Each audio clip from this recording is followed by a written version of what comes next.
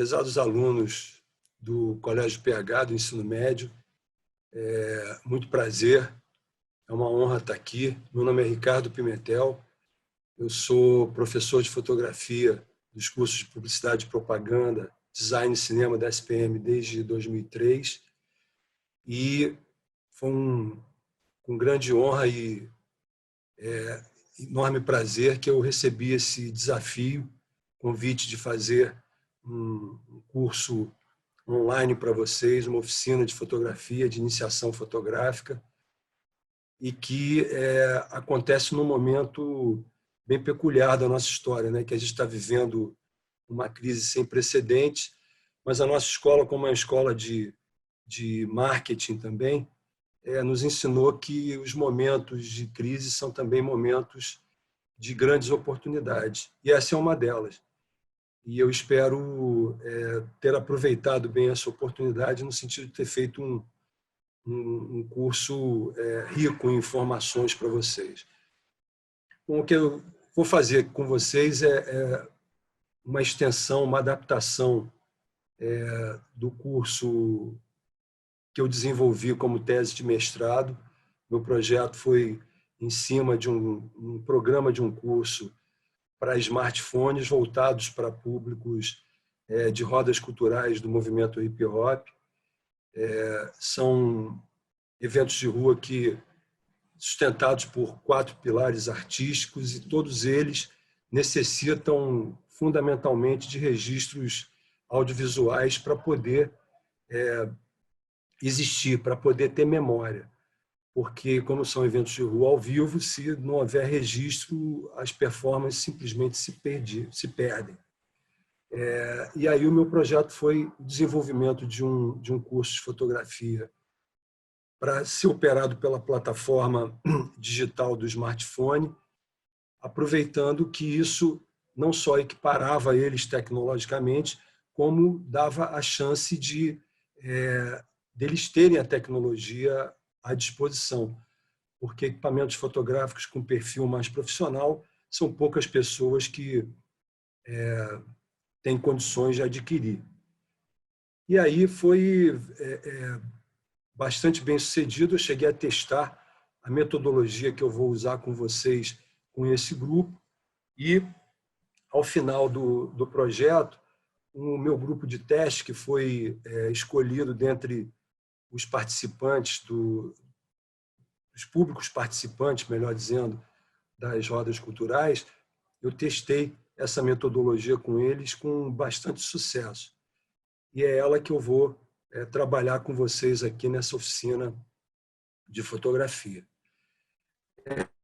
O nosso método vai ser basicamente de apresentar e fazer um paralelo da tecnologia das câmeras fotográficas de perfil profissional, que muito provavelmente alguns de vocês detêm, têm esse equipamento, mas eu não pretendo nem me preocupar em trabalhar sobre eles, porque uma coisa eu tenho certeza: todos vocês têm uma câmera à disposição, e essa câmera é aquela que acopla o smartphone que vocês fazem uso. Então, isso é certo que aconteça.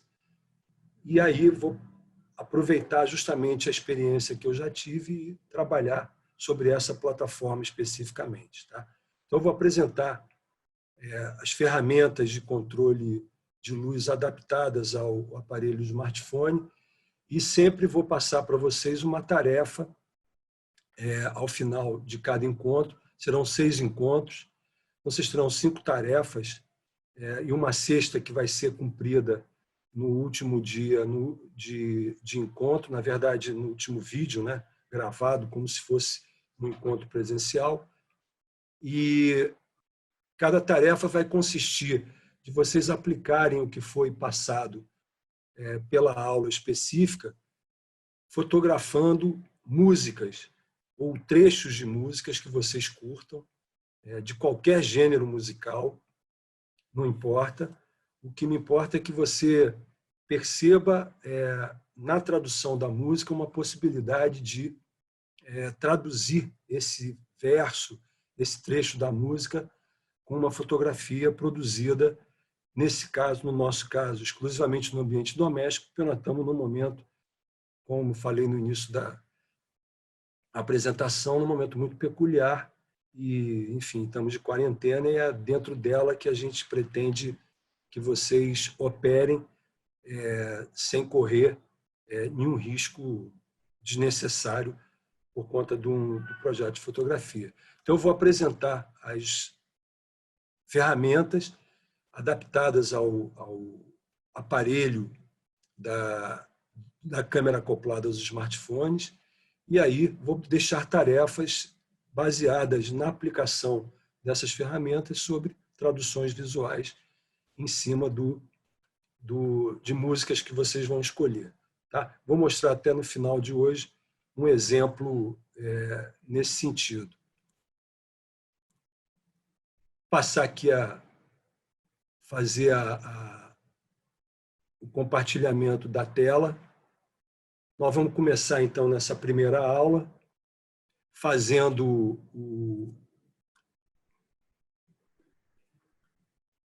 a apresentação de um breve histórico da fotografia.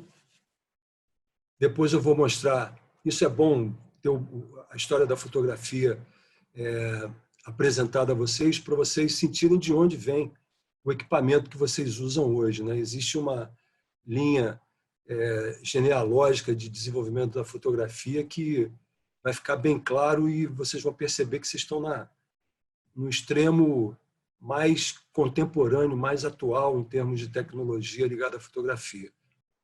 Vou falar, então, sobre a estrutura das câmeras fotográficas em geral e fazer analogias com as operações das ferramentas que controlam a nossa matéria-prima, que é a luz, dentro dos aparelhos de smartphones. Vamos fazer o controle, vamos ver hoje ainda o controle do tempo nas imagens fotográficas. Isso é uma variável extremamente importante, é uma característica bem peculiar da fotografia, essa capacidade de fazer registros do tempo como instrumento de memória para deixar para o futuro.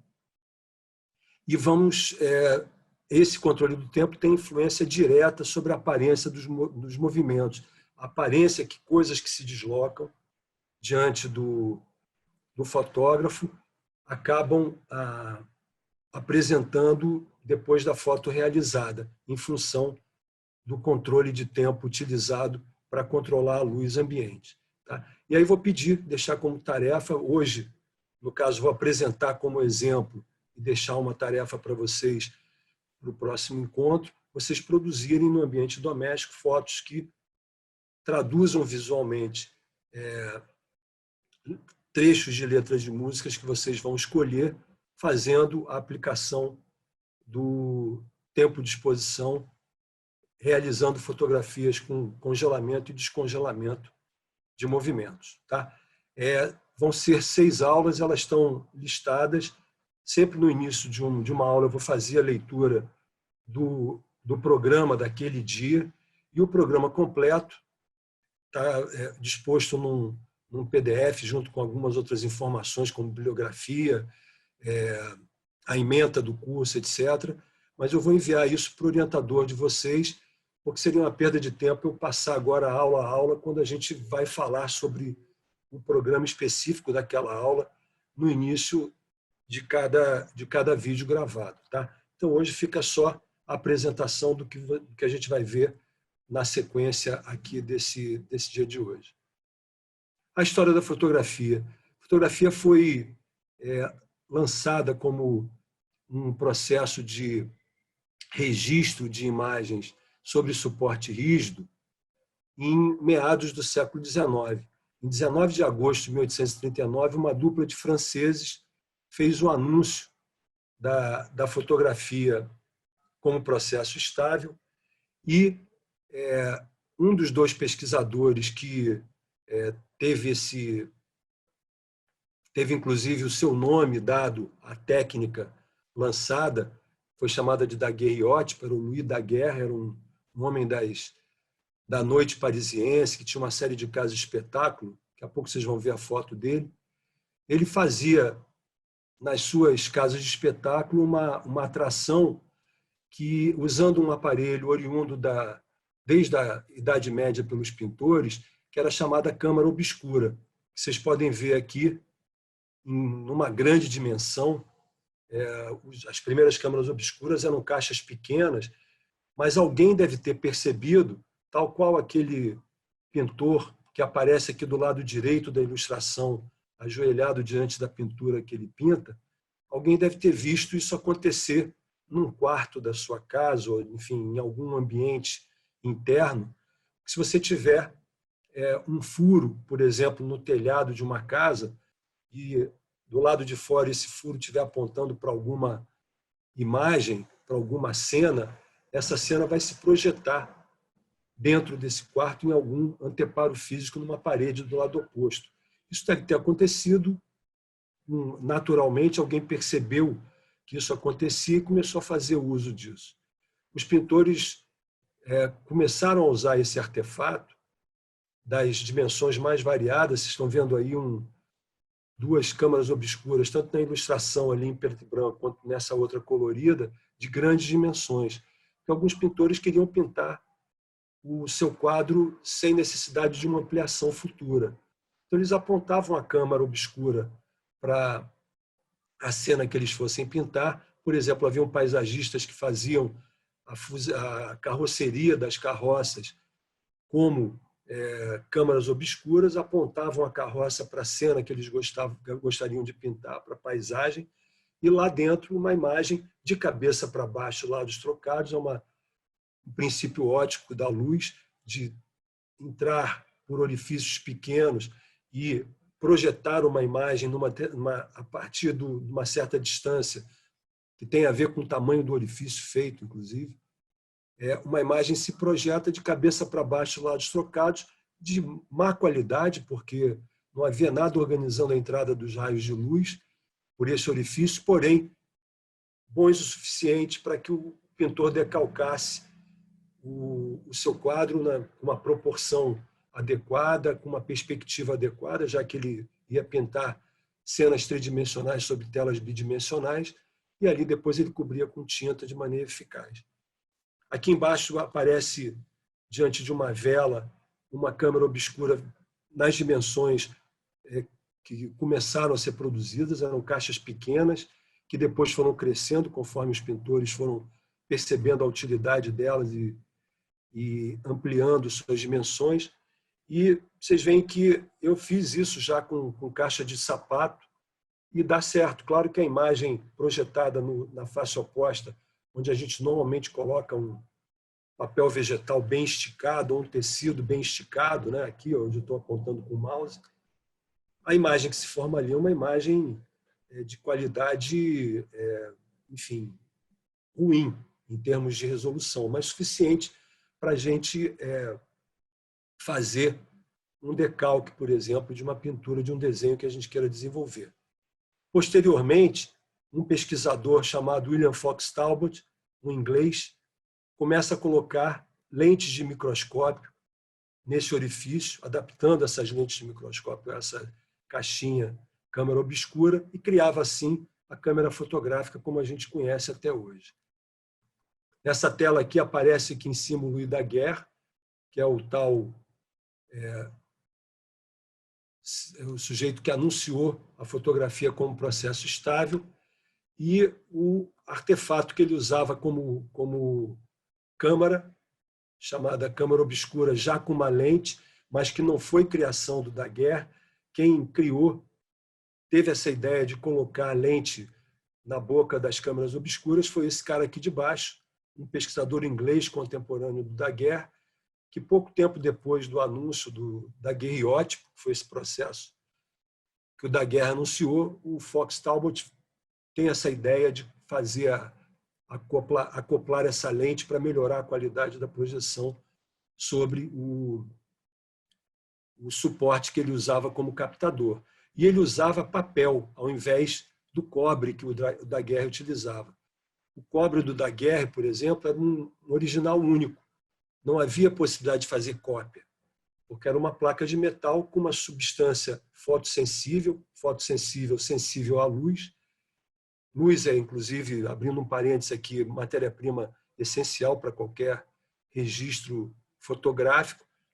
Então, essa placa, uma vez emulsionada, era exposta a uma quantidade de luz, o cara abria o orifíciozinho da caixa câmara obscura, uma impressão era feita ali, aquilo era revelado quimicamente, a prata escurecia, que era o metal escolhido como metal fotossensível para essas emulsões. A prata escurecia proporcionalmente à luz que recebia, depois de revelada, estava uma imagem, só que ao contrário, em termos de tonalidade. Tudo que era preto na imagem original fotografada aparecia em tons claros no daguerreótipo. E o que era claro aparecia escuro, porque era exatamente o processo de revelação de escurecimento na prata, aonde a luz tinha batido com maior intensidade, ficava mais escuro de onde ela não batia. O Fox Talbot, ao invés de cobre, usava papel. Então, ele percebeu que a imagem que ele começou a chamar de negativa, porque ela, no papel, era registrada pelo seu contrário inicialmente, poderia reverter para a imagem positiva se uma folha de papel emulsionada nova fosse colocada em contato com a folha recém-revelada e revertida para a imagem negativa, né, oposta às tonalidades originais. Mas só que a qualidade era muito ruim. E aí ele teve uma ideia brilhante, que foi substituir o papel por vidro, aproveitando a transparência do vidro para poder se livrar da resistência que a trama do papel fazia à passagem da luz. E aí criou o suporte vidro, que foi usado na fotografia até o surgimento do fundador de uma empresa transnacional chamada Kodak, que lança, no início do século XX, a primeira película em acetato. E depois do lançamento da película, a película foi o suporte fotográfico, matriz fotográfica de cópia, até o advento da fotografia digital, quando a eletrônica tira, pela primeira vez na história da fotografia, o suporte rígido, aquele que a gente pode segurar nas mãos, né, ter algum contato tátil com esse objeto. Tá? O Fox Talbot, com esse processo, inclusive, de negativagem e positivagem, criou o processo que a gente até hoje utiliza na fotografia, que é o de ter uma matriz, o negativo, de cópia para quantos positivos a gente quiser produzir.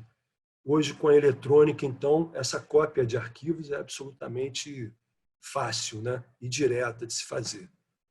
E por conta dessa herança das câmeras obscuras, as primeiras câmeras da fotografia, como eram adaptações dessas câmeras obscuras que pintores começaram a migrar para a fotografia e adaptar as suas câmeras obscuras para se tornarem câmeras fotográficas, eram sempre de grandes formatos. Aqui do lado direito está uma, inclusive, curiosamente, uma câmera monstruosa, claro que não era uma câmera para uso prático normal, comum, era uma câmera feita para uma feira de demonstração científica, mas que tinha sido feita a partir de uma adaptação de uma câmera obscura como aquela que eu mostrei lá no início, onde o pintor conseguia entrar totalmente dentro dela para decalcar sua pintura. Pra vocês terem uma ideia agora aqui da linha evolutiva das câmeras fotográficas, elas começam, então, no alto lá à esquerda, sempre de grandes formatos,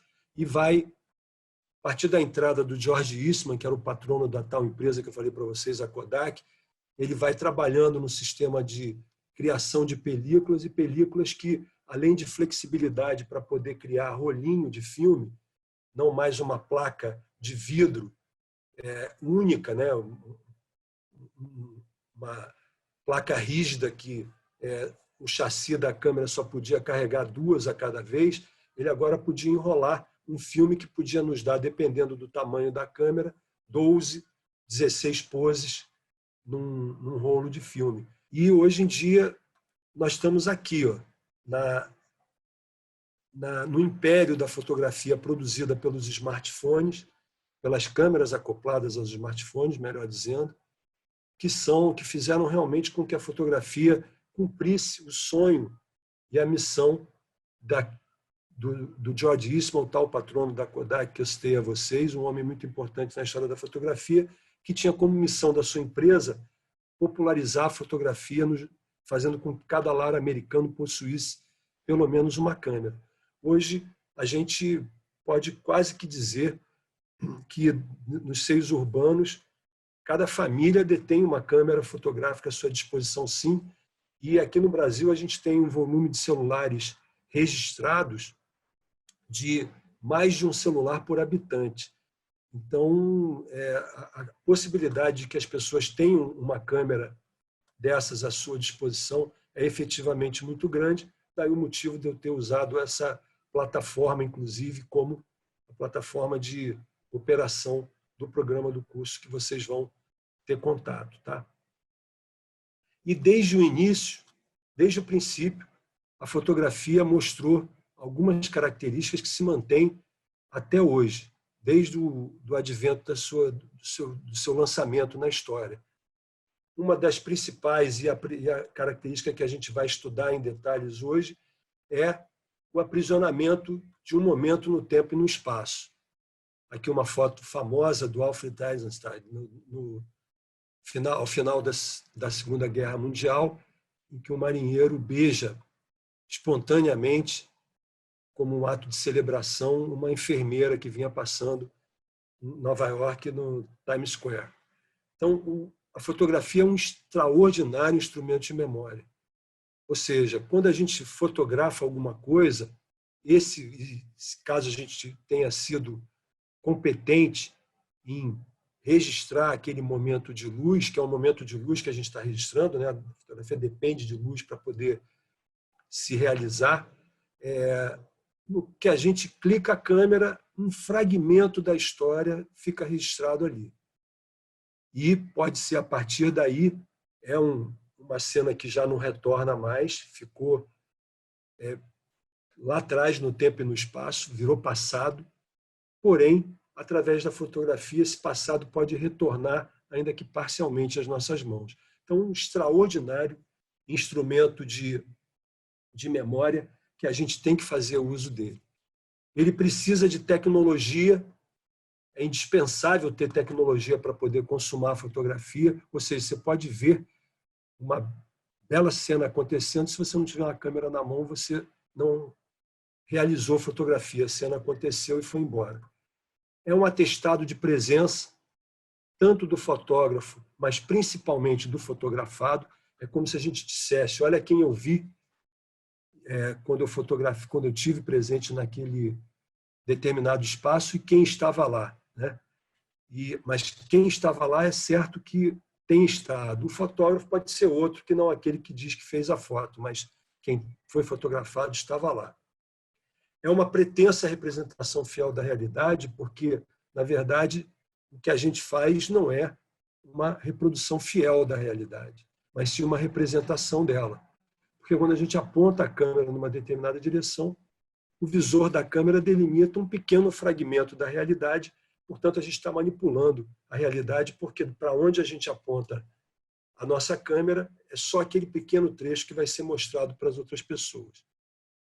É uma característica bem peculiar e que se mantém até hoje, de maneira muito mais fácil, inclusive, do que no passado, quando a fotografia ainda era química, é a reprodutibilidade, a capacidade de você reproduzir a fotografia irrestritamente. Você pode tirar quantas cópias quiser, principalmente no arquivo digital, nos dias de hoje. E o que é mais importante para todos nós é um extraordinário instrumento de expressão pessoal, razão pela qual as pessoas normalmente se tornam fotógrafos, né? Ter uma forma de dizer alguma coisa para alguém através de imagens. É o que eu espero que vocês façam uma vez terminado cada uma das etapas do nosso curso. E aí vamos estudar, então, o aparelho fotográfico, principalmente o aparelho fotográfico que vocês vão usar nessa oficina, que são as câmeras de smartphone. Fazendo uma analogia com os equipamentos de formatos menores, ou seja, equipamentos que foram já bem adiante na história da fotografia, naquela árvore genealógica, bem próximos da fotografia digital e que tem, inclusive, versões digitais, a gente chama de sistema SLR, o sistema de câmeras com perfil profissional de menor formato existente no mercado. Eu disse para vocês que as câmeras de grande formato continuam sendo operadas e existindo nas mãos de fotógrafos profissionais de alto nível.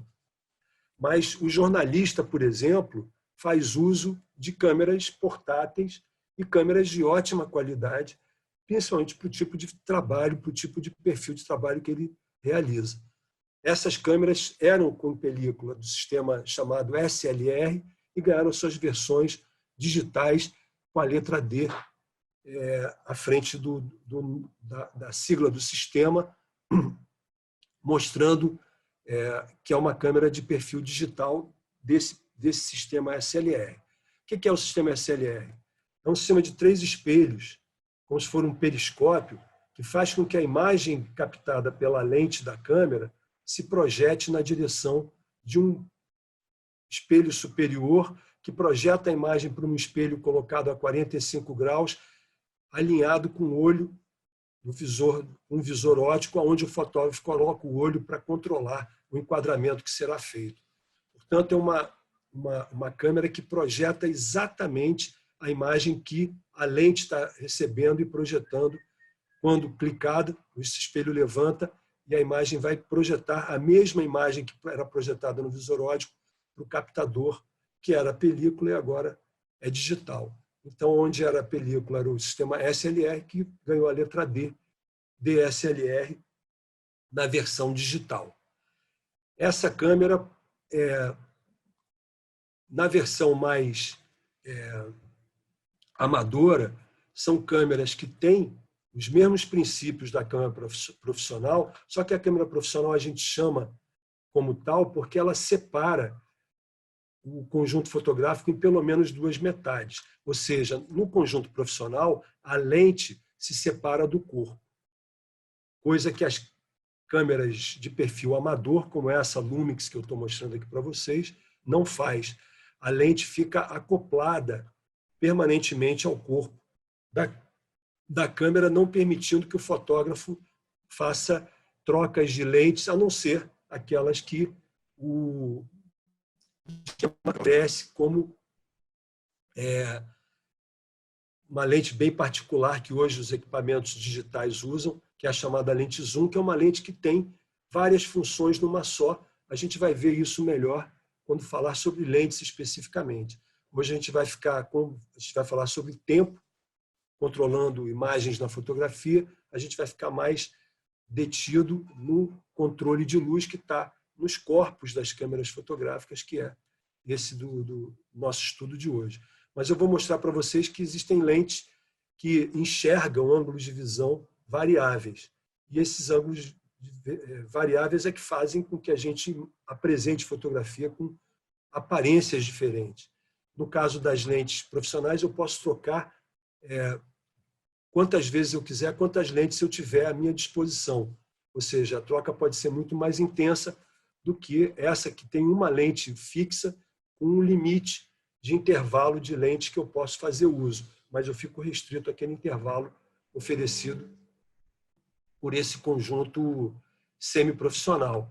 E aqui está o nosso aparelho que hoje vem revolucionando o ato de fazer fotografia, porque ele nos acompanha onde quer que a gente vá, a gente não desgruda mais do celular, e as câmeras dos celulares vêm se desenvolvendo de maneira assim, muito rápida, em termos de qualidade.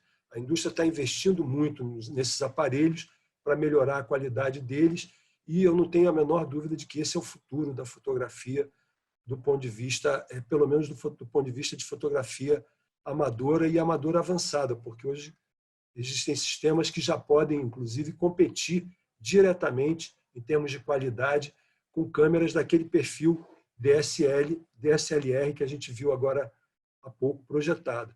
Então, não vai demorar muito e já tem, inclusive, alguns sistemas de acessórios que permitem que até empresas profissionais de pequeno porte façam seus trabalhos exclusivamente na plataforma do smartphone. Mas isso ainda vai se ampliar ainda mais no futuro, eu não tenho a menor dúvida. O que a gente vai estudar hoje, portanto, é uma metade do conjunto fotográfico, o chamado corpo das câmeras fotográficas, que tem uma série de funções que ele cumpre, né? Ele é responsável por uma série de funções, entre elas, por exemplo, ter o visor óptico, ter o botão de disparo, que é aquele que a gente dá a ordem de registro da imagem, todos os controles eletrônicos e mecânicos, ou seja, onde está o software também da câmera, onde está um controle que nós não vamos fazer uso muito direto, mas é importantíssimo do ponto de vista de controle de luz, que é o ajuste, a sensibilidade do captador da câmera, que está aqui dentro, exatamente na embocadura da lente, a sensibilidade da luz do ambiente que a gente vai fotografar, que é regido por uma sigla de iniciais ISO, número ISO, que é a primeira informação que a gente tem que dar nas câmeras, só que os smartphones a gente vai ver que faz isso de maneira automática, né? Ou seja, a gente normalmente não tem acesso a esse controle que faz uso manualmente dessa adaptação do fotógrafo à situação de luz. Caso o smartphone faz isso automaticamente pelo operador. Ali está o captador digital também no corpo e o obturador e a janela da câmera. O que é o obturador e a janela? Na verdade, a janela é a passagem final de luz antes do captador. O captador fica exatamente atrás da janela da câmera e à frente da janela da câmera vai uma cortina, como toda boa janela, a protegê-la da entrada de luz. E aí, conforme eu dou o clique no botão de disparo da câmera, o chamado obturador da câmera faz com que a cortina que protege a janela se abra e se feche através de um intervalo de tempo que é regido por um controle que está descrito aqui embaixo, o chamado controle de velocidade desse obturador, e que também é chamado de controle de tempos de exposição. Então, eu posso regular o quanto essa janela fica aberta à entrada de luz para que mais ou menos luz entre no sistema e faça ajuste à quantidade de luz que aquele determinado ambiente no qual eu estou imerso, no qual eu quero fotografar, está me mostrando. Tá? Então, esse controle de velocidade vai ter uma resposta direta ao ISO que foi escolhido inicialmente. Então, o meu processo é conhecer ou ter sensibilidade para perceber se o ambiente que eu estou fotografando é muito ou pouco iluminado, para escolher um número ISO que representa uma sensibilidade maior ou menor à captação de luz, e em função dessa escolha do número ISO, eu vou poder trabalhar com tempos mais longos ou mais curtos na captação da luz. Basicamente, esse é um dos jogos de controle de luz que tem que ser combinado necessariamente com outro controle que fica localizado nas lentes fotográficas, que vai ser o nosso assunto da aula número 2, e que faz o controle total de luz. O controle que fica nas lentes é chamado de anel de abertura dos diafragmas, é uma espécie de íris, tal qual os nossos olhos têm, né? Uma íris que se abre e se fecha, só que essa íris das lentes é aberta e fechada de maneira voluntária pelo fotógrafo, de maneira intencional. Então, eu posso trabalhar, diferentemente dos meus olhos, que está sempre com a íris dilatada em situações de baixa luminosidade, para deixar mais luz entrar. Numa lente fotográfica, eu posso trabalhar a luz do sol com a lente toda aberta à entrada de luz, com a íris dela totalmente dilatada. E posso trabalhar num ambiente escuro com a íris totalmente fechada, desde que eu combine um tempo de exposição proporcional a essa abertura de diafragma que eu estou utilizando, a compensação pode ser feita. Tá? Mas as lentes a gente só vai ver na aula que vem. O que interessa para a gente é o controle de tempos de exposição hoje. Primeira informação que eu vou colocar no sistema para fazer o controle de luz é o chamado ajuste do captador da minha câmera à entrada, à situação de luz que eu vou capturar. E os números ISO, eles variam atualmente no sistema digital de 100 até 12.800, tem algumas câmeras que vão até além disso. E vão variando sempre de dobros em dobros. Aqui tem alguns intervalos mais longos, né? De 100 passou para 800, mas depois de 800 para 1.600 e 3.200 tem um aumento de 2 vezes a sensibilidade de luz em relação ao anterior. Vocês já reparam o seguinte, o ISO 100, que é o menos sensível, ou seja, o que vai exigir, em qualquer situação de luz, tempos de entrada de luz mais longos do que os outros ISOs mais sensíveis, tem, por outro lado, se ele é menos sensível, por outro lado, ele tem uma qualidade de reprodução de imagem muito superior aos ISOs mais sensíveis, que muitas vezes eu sou obrigado a utilizar porque a situação de luz é muito deficiente em relação à câmera que está na minha mão, por exemplo. Na ausência de um suporte que eu possa fazer captações por longos tempos, eu poderia estar usando o ISO baixo nessas situações de luz. Se a situação do ambiente é muito pouco iluminado, eu sou obrigado, muitas vezes, a usar um ISO mais alto, abrir mão da qualidade, porque reparem como é que a granulação é muito aparente nesses ISOs mais altos em relação ao ISO mais baixo, mas muitas vezes eu sou obrigado a usá-lo porque eu não tenho outra opção. Mas se eu tiver, eu vou sempre preferir trabalhar com ISOs baixos por uma questão de qualidade de imagem, saturação de cores, etc. e tal. Mas vou usar os ISOs mais altos quando não houver outra solução. Essa é a primeira informação que eu tenho que dar para controlar a luz, e os nossos smartphones fazem isso automaticamente. Tá? E tem embutidos uma certa quantidade de ISOs dentro deles e, de acordo com a identificação, um sisteminha de identificação de luz que eles trazem dentro deles, um medidorzinho de luz, ele adequa um dos ISOs que ele tem já programados dentro dele para funcionar em relação à luz que ele detectou. Tá? É um processo automatizado que normalmente a gente não tem condição de acessar, a não ser que a gente faça uma operação que a gente vai ver um pouco adiante. E aí, quando eu faço a opção por um determinado tempo de exposição, o que eu passo a fazer é um controle do tempo. Ou seja, quando eu vejo alguma coisa que se desloca na minha frente e eu venho a querer registrar o movimento daquilo que se desloca, se a velocidade de deslocamento é uma velocidade muito intensa, eu acho que é fácil a gente imaginar que eu tenho que colocar como tempo de captura dessa imagem, que passa em alta velocidade diante de mim, por exemplo, um carro de Fórmula 1, por exemplo, um avião que está levantando voo num aeroporto, por exemplo, uma bola chutada num jogo de futebol com violência pelo atacante, para registrar esse fragmento, um fragmento único da ação, parado no tempo e no espaço. O fragmento de tempo que faz esse registro tem que ser um fragmento muito curto. E esse tempo muito curto de exposição é uma das opções, ou tempos muito curtos, isso não é um só,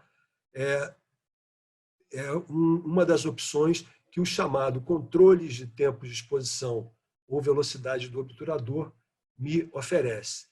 Tá? Os obturadores das câmeras são regidos por esse controlador e normalmente eles vão de tempos muito curtos, frações muito curtas de segundo, 4 milésimos, 2 milésimos, 1 milésimo, até segundos cheios, 1 segundo, 2 segundos, e tempos longos indefinidos, porque existe um controlador neutro nos obturadores das câmeras, chamado bulb, representado pela letra B de bola, em inglês, que, uma vez apertado o botão de disparo, enquanto você mantiver o botão apertado, a câmera fica com entrada de luz, mesmo que fiquem ali dias, meses, semanas, meses, anos, enfim. Enquanto houver um aperto, uma pressão no botão de disparo, a entrada de luz está liberada. Claro que eu exagerei aqui, só para dizer que é efetivamente indefinido o tempo longo que esse estágio produz.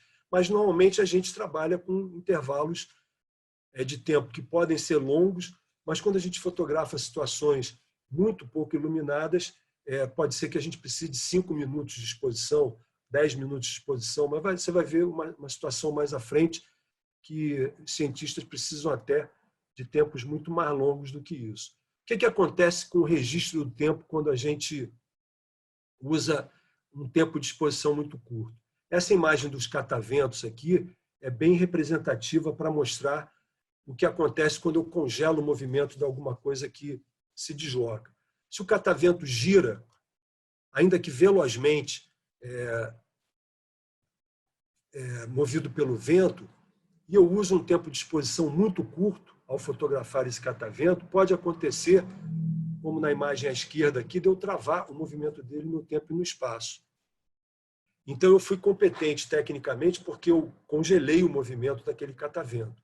Só que, curiosamente, existem situações em que, isso é típico da fotografia, em que representar, interpretar a realidade é mais importante do que a realidade em si vivida. Ou seja, a nossa ideia projetada sobre o que a gente fotografa é que acaba ganhando importância, já que a gente, muitas vezes, faz expressão pessoal de ideias nossas colocadas para que o outro observe, né? Para que o outro contemple, para que o outro decodifique. Então, o movimento disso que gira, no caso o catavento, é muito melhor explícito quando ele larga rastro de movimento no seu decorrer, porque aí não há dúvida de que o catavento girava. Na foto congelada, totalmente congelada, eu não sei se o catavento girava, caso eu não estivesse presente no ato da fotografia.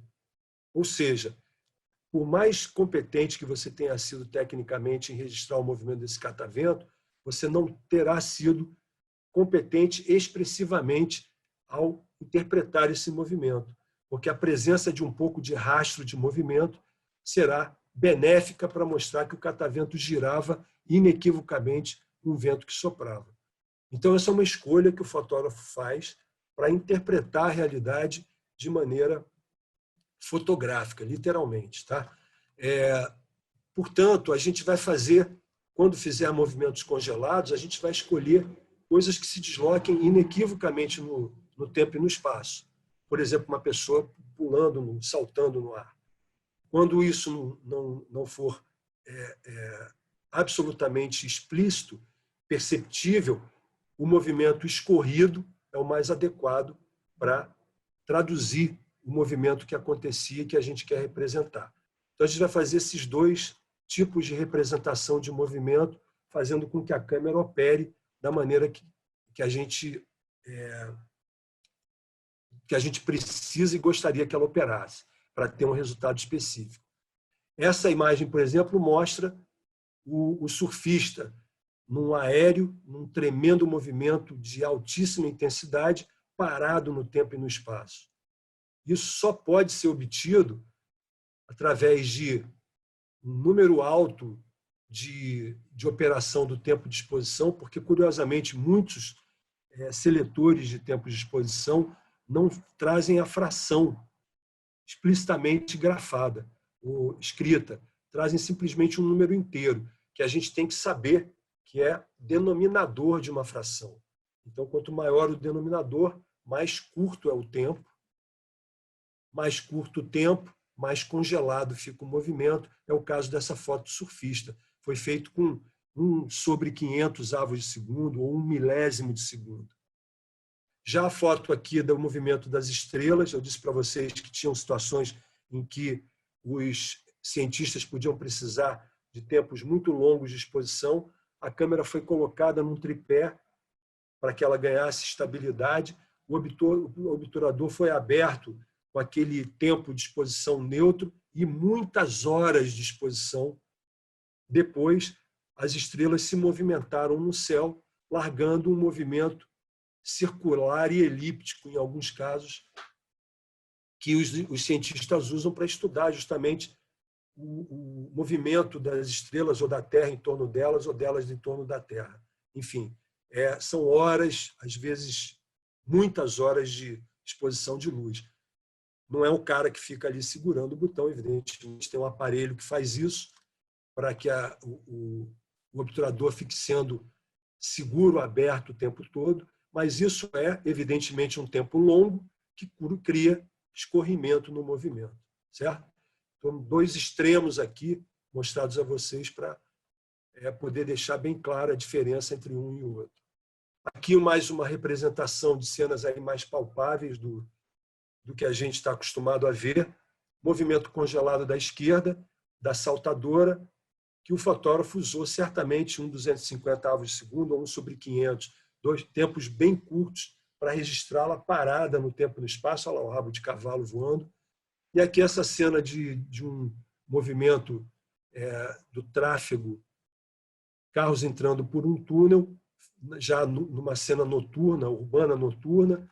O tempo de exposição de 1/15 ou 1/8 de segundo faz com que os carros deixem radicalmente esse rastro de movimento que mostra para qualquer observador que os carros se moviam até uma velocidade bastante considerável naquele momento em que a foto foi feita.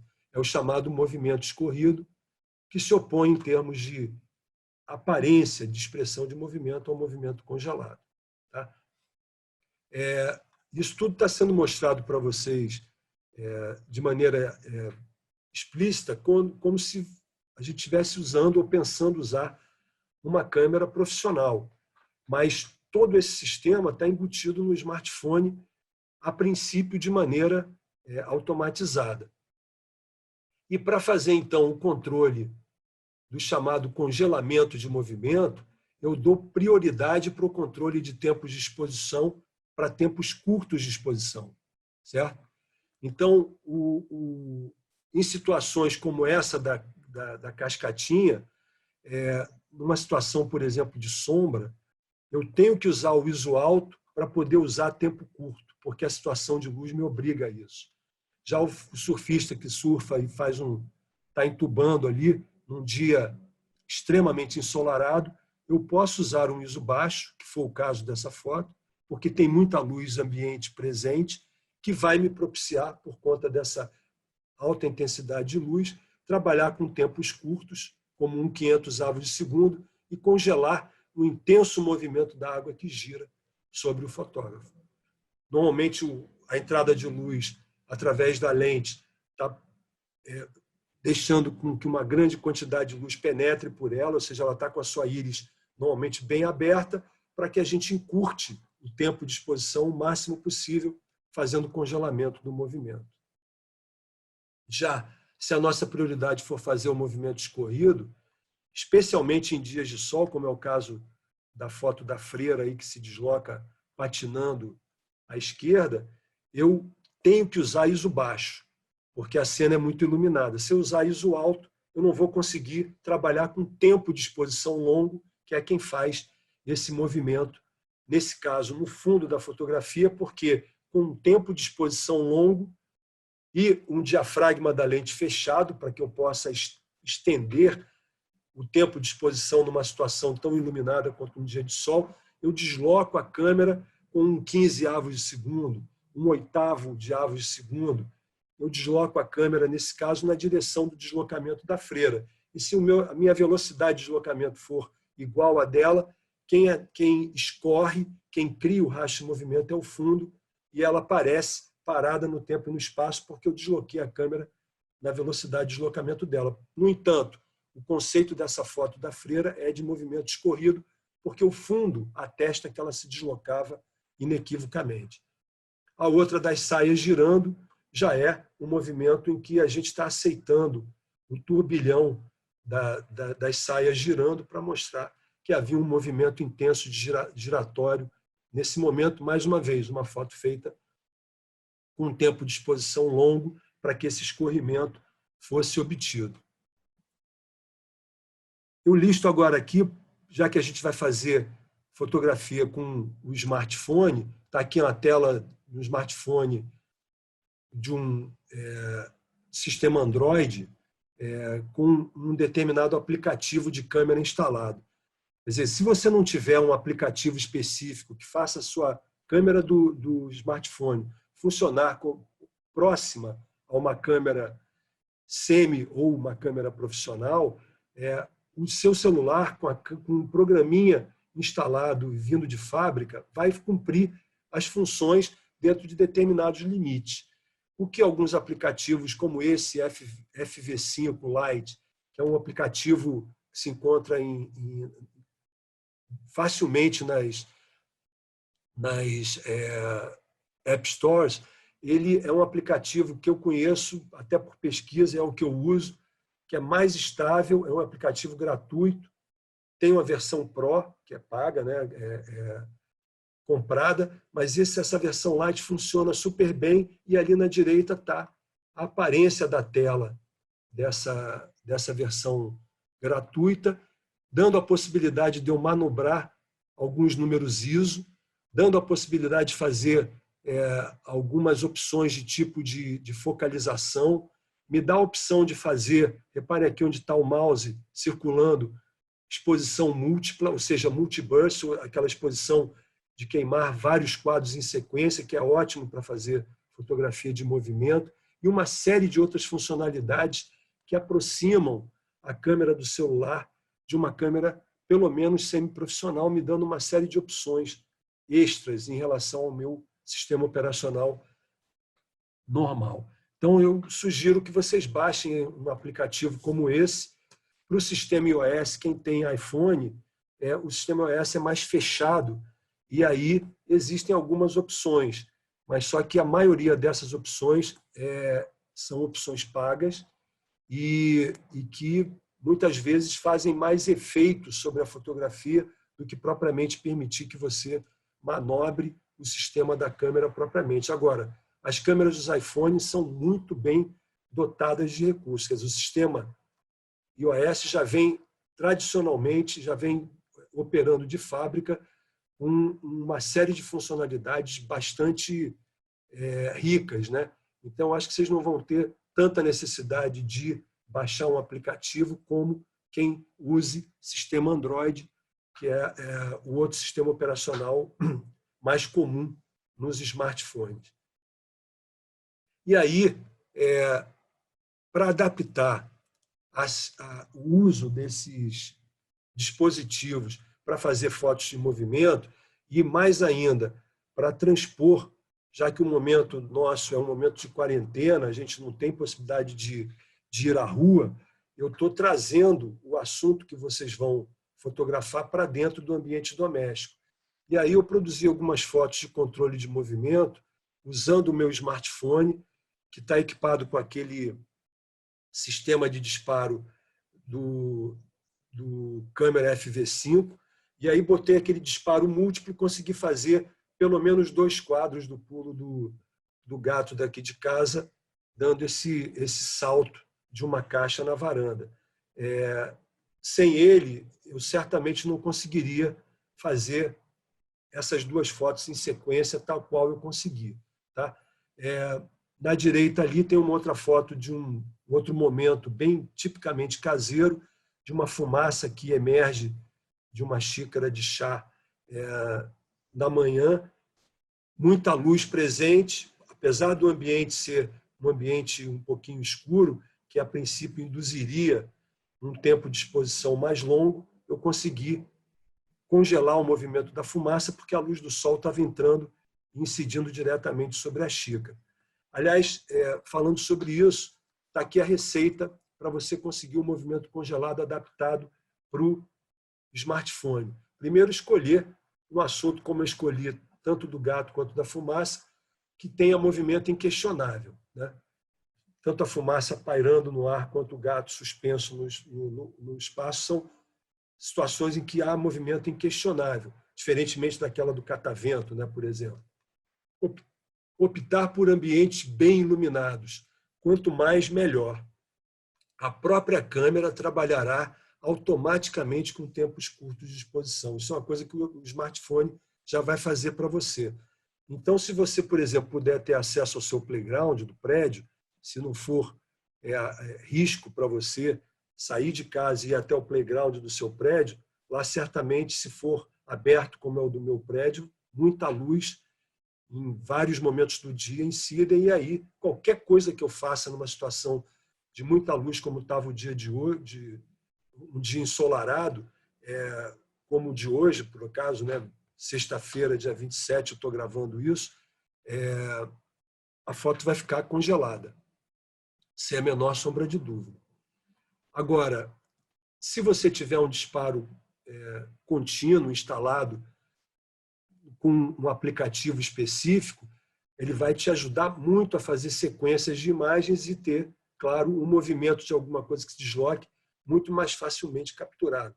Menos tentativas até você ser bem-sucedido, porque o grande problema das câmeras de smartphone é o tempo de resposta dela, que é um tempo mais longo do que câmeras fotográficas de perfil profissional.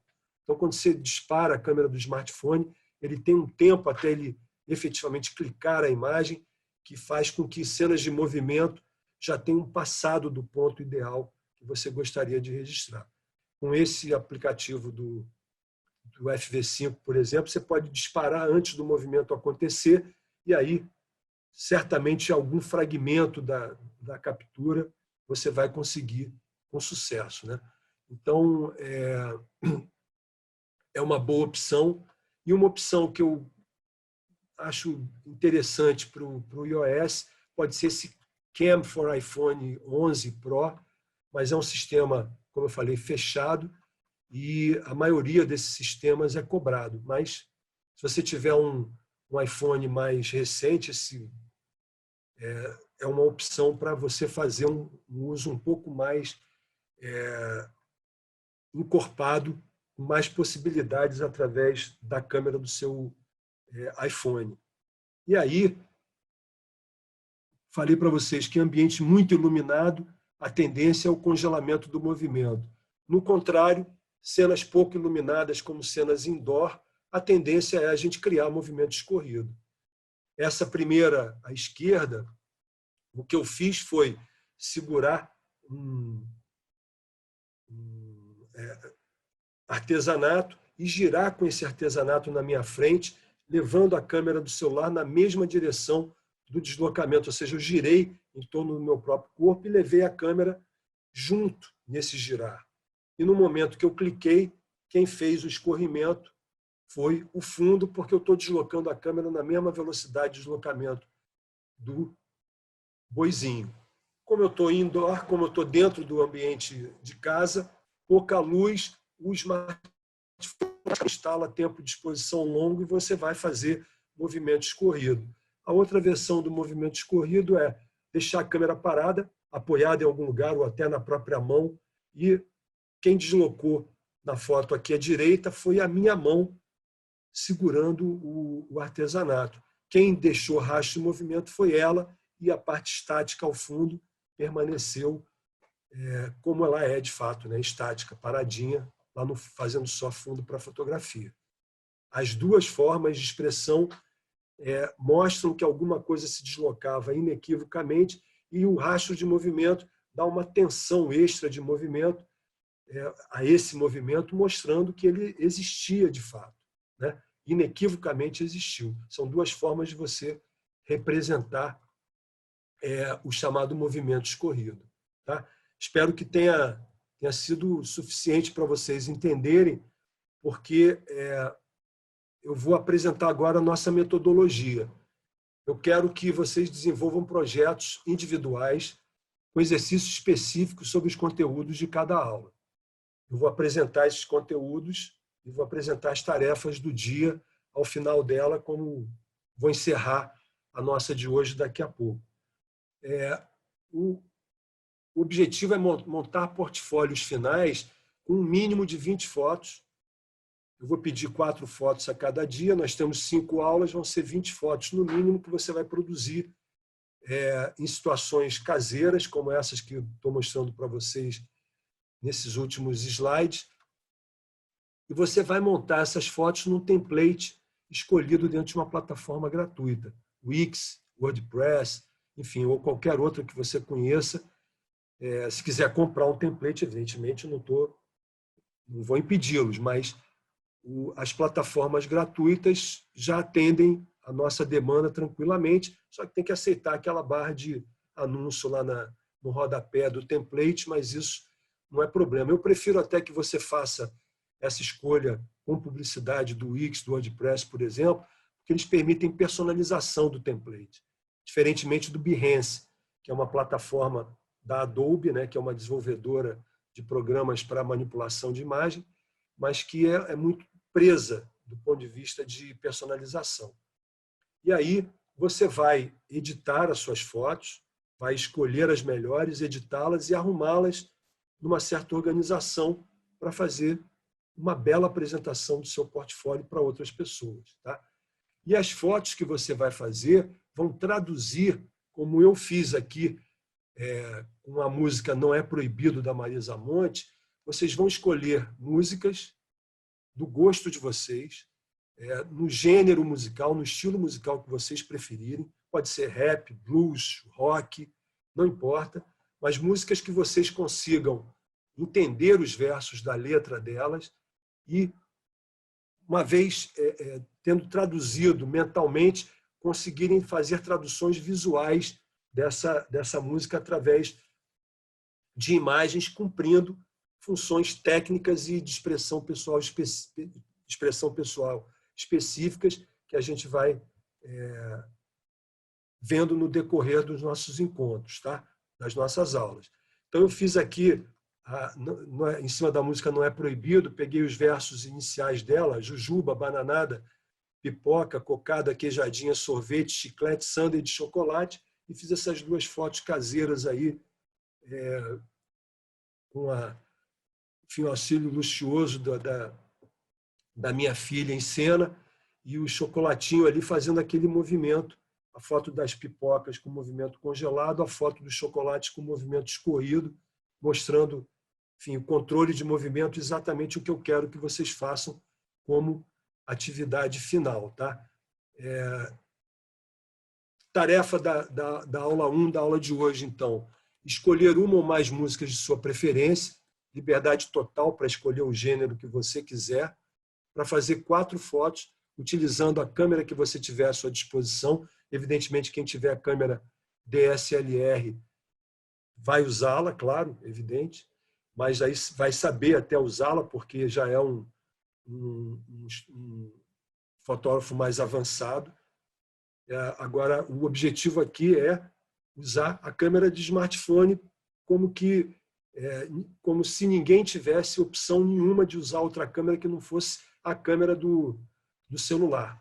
E vai fazer 4 fotos usando essa câmera, traduzindo versos de músicas que você escolheu, sendo 2 fotos de movimento congelado, 2 fotos com movimento escorrido. Beleza? Bom, então, para finalizar, eu queria apresentar para vocês a música que eu selecionei para fazer a tradução de hoje. Não é Proibido, da Marisa Monte.